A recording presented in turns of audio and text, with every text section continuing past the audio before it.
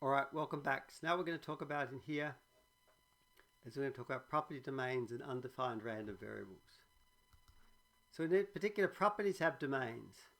So property is only defined for individuals in its domain. So if the domain of P is C and I is related to J via property P, then I has to be of type C.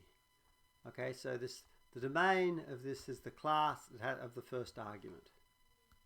So properties, turns out properties are almost always undefined, right? So weight is only defined for physical objects, right? So weight is only defined for physical objects. We could have ideas, we could have all sorts of other things that are not physical objects. You know, a plan doesn't have a weight. You know, lots of things don't have weights. So pitch, if you think of what a pitch is defined for sounds, right? So you can have a pitch, a high pitch or a low pitch. So pitch might only be defined for sounds. A wavelength is only defined for waves, and of course sound is a type of waves. Originality is only defined for creative outputs. And hardness, measured by a Mohs scale, is only defined for sort of minerals, right? And the number of bedrooms is only defined for buildings. So we might have in here, we might have all of these things that are almost always defined. You know, can't talk about the hardness scale of a creative output or the originality of a person, of a, you know, the pitch of something else. So okay, so all these have domains that we can't have, you know, they have to be in this. So often things are almost always defined. And it turns out that data sets do not contain triples with undefined properties. We wouldn't say the number of bedrooms of this person is 3 or something like that, or the number of bedrooms of this rock is 4. Okay, we wouldn't talk about the hardness of a measured in Mohs scale of some particular creative output. Yeah. All right, so here's an example of doing this. So here's an example of the classes. Might be thing. An animal is an Aristotelian definition, is a thing and is animal is true. And human is an animal and is human is true. So here we've essentially got a way of actually saying in an Aristotelian way, we end up with from classes we get to properties. And the property here by animal might have domain, thing and range true, false. Is human might have, we only talk about domains, we're not going to talk about whether rocks are human or not. And then for education we might only have humans. We might have something like causes damage as the domain as thing, because winds can cause damage and landslides can cause damage.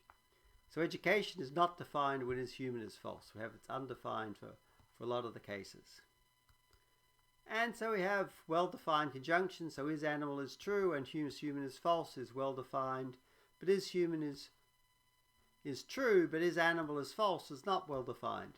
Because is human is true is really only defined when an animal is true. Okay, so is animal is true and is human is true and education is low is fine. But if it's an animal that's false, it doesn't have an education, so it's not well defined. So we're going to think about well-defined formulae in here. And so now we're going to specify a conditional probability table. So now we want to have the probability that caused damage given is animal is human and education. And so what we'd like to do in here is we'd like to say that if animal is false, we can't split on is human and education because it doesn't make sense. And so we're going to end up here with the case where we can't have a table for this because lots of these things just don't make any sense. So here we're going to have something is not an animal whether it can cause damage. And for each random variable, we can only specify conditional probability for well-defined contexts. Okay, so what we could do is to add undefined to each range. So the range of is human plus is true, false, or now it's undefined. Because if it's not an animal, it's undefined. You know, the range of education is low, high, and plus. And education is now like education, but with an expanded range, so we could talk about the education of a rock and saying what's is not defined. And now the possible query is the probability of education. Given that someone's caused damage, what's the probability that they're well educated or not, given this model in here? Okay, so the education can be different. So it turns out that this is not a very expanding ranges is very computationally expensive. So exact inference has time. We order the range of this to the tree width in a belief network. The tree width is a property of the graph. And it may not be sensible to even think about undefined values. No data sets contain them, so it's better than even not to think about it. And some of these arcs in this belief network, for his animal. So between his animal and his human is not really a probabilistic constraint, it's a logical constraint, and his human is education. So it's sort of a logical constraint in there that basically it says it's not defined. So one of the things you could think about in here is how to do things like this. So this is a sort of a challenge that arises where we're going to think about how to expand our notion of Bayes nets and our notion of probabilistic reasoning to include undefined values and properties. And what we can do is we could define something like one of the master students I had defined ontologically-based belief networks. And you basically decouple the logical constraints from the probabilistic dependencies. And we're not going to model undefined in the ranges at all. And this probabilistic network doesn't contain any ontological network. There's no probabilistic dependence between his animal and his human education. So we're going to separate these out.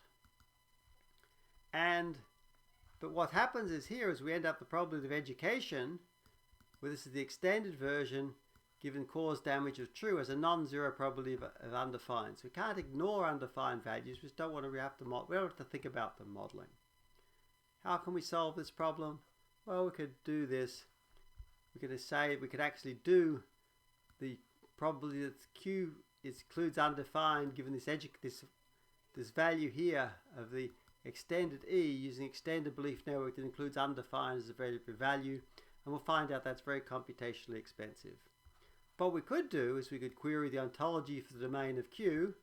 And now we're going to ask what's the probability that the domain of Q is true given that E is true. Okay, so now we're going to say if that is not 0, we're then going to ask, so then we know it's the domain of Q is possible given E. We want Q given E and the domain of Q. And now we can answer these questions of the extended including undefined. It's undefined if the domain is false, so it's probably 1 minus alpha, and it has every other value given that it's true, and it has that value given that it's true. So let's conclude here. There's a rich history of probabilistic models of relational data, and what we're trying to develop is semantic science, the way to develop and deploy knowledge about how the world works. Scientists and others develop hypotheses, refer to standardized ontologies, and predict for new cases. And they justify their predictions by hypotheses used and justify hypotheses by the relevant evidence. And ontologies, hypotheses, and observations interact in complicated ways, as we saw a few examples of it. And what's going to happen is there will be lots of formalisms developed and discarded before we converge on useful representations. And so there's a whole lot of things to do here. So this is sort of outlining. One of the reasons I thought I'd give this is because people keep thinking, well, everything's been done in AI, because look at all the things, the valuable things. And I'm trying to claim here that there's a whole lot of things we just we don't know how to do.